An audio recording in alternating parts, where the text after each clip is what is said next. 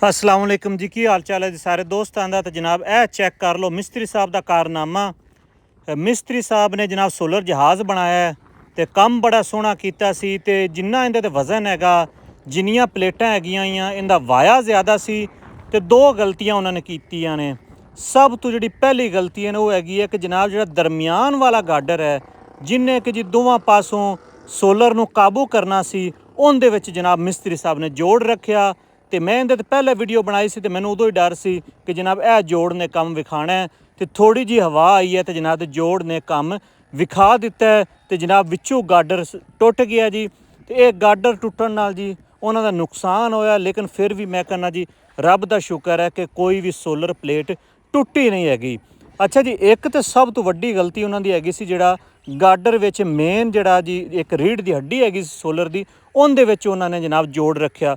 दूसरी जिहड़ी वड्डी गलती हैगी सी कि जनाब कम अज़ कम सोलर प्लेटां दे दरम्यान विच कोई 2-2 इंच गैप देंदे ताकि हवा दा प्रैशर वजदा ते हवा जनाब ना थल्लों क्रॉस करदी। ते तुसीं चैक करो कहीं जनाब ना परिंदे दी शक्ल दा सोलर जहाज़ बनया होया है। काम नो डाउट उन्हें बड़ा चंगा कीता है, मतलब मैं उनके काम ते कोई तनकीद नहीं करता पिया, लेकिन मैं जी बेहतरी की गल करदा पिया क्योंकि अगे मैं काफ़ी प्रोजेक्ट्स वेखे ने। तो जिहड़ी चीज़ विच बेहतरी की गुंजाइश होवे वो जी डिस्कस करनी चाहिए है ताकि किसी होर किसान दोस्त का नुकसान ना होवे जिमें कि इन्हां दा नुकसान हो गया है। तो हर शै जनाब बाहर आई पई है तो सारा जनाब इस टाइम ज़मीन ते पिया है। तो जिहड़े बैरिंग शैरिंग टुरदे सन वो भी विचों निकल गए ने। इहदे नाल जनाब बंद हुंदा सी। ते एक तरह की उन्होंने किताब बनाई हुई सी, मेरे को पुराना क्लिप पिया वो भी तुहानूं एंड ते विखाना। काम बड़ा बेहतरीन सी, आइडिया भी चंगा सी, लेकिन इहदे विच जी मजीद इंप्रूवमेंट की लोड़ हैगी सी।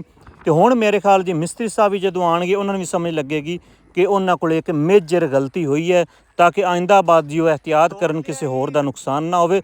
नो डाउट उन्होंने जान बुझ के नहीं किया, शायद वो कॉन्फिडेंट सन कि ये जोड़ काम दे जाएगा, लेकिन अगर वो जोड़ पाते पे सन तो इहदे विच जनाब ना कोई दूसरा होर कोई सरिया या उत्ते कोई एंगल ला देंदे ताकि इनू काबू रखते तो ये जोड़ जनाब इत्थों टुटदा ना।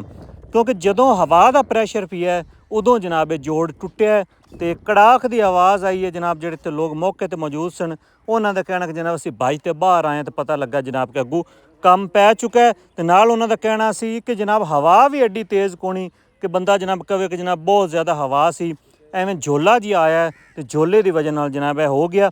तो इनू इन्ना मजबूत होना चाहिए सी कि अगर हनेर भी आवे तो इनू हनेर दे विच क्लोज करद्या भी हनेर बर्दाश्त कर सके। ये नहीं कि जनाब उत्थे इन्ने कड़ाके बोल जावन कि जिहड़े कि बोल चुके ने। लेकिन फिर भी मैं समझना कि जिहड़े मालक हैगे ने रब ने उन्होंने रखिया है, ये तो कोई नहीं जोड़ लग जाएगा, लेकिन जी कोई भी सोलर प्लेट नहीं टुटी।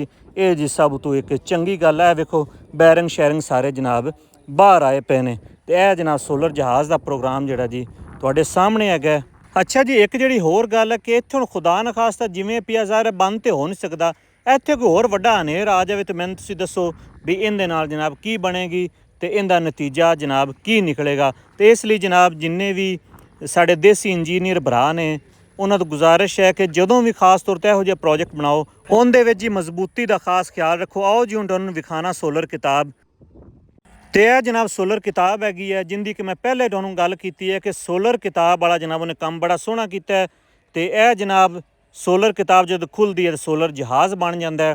काम उन्होंने अच्छा हैगा सी, लेकिन छोटी जी गलती नाल जनाब नुकसान होया। तो उम्मीद है जी मिस्त्री साहब हुण इहो जी दोबारा गलती नहीं करनगे तो किसी होर किसान वीर का नुकसान जिहड़ा जी नहीं होवेगा जी। यही जी सानूं इहदे तों सबक मिलता है। सारे दोस्त अपना ख्याल रखो। पाकिस्तान जिंदाबाद।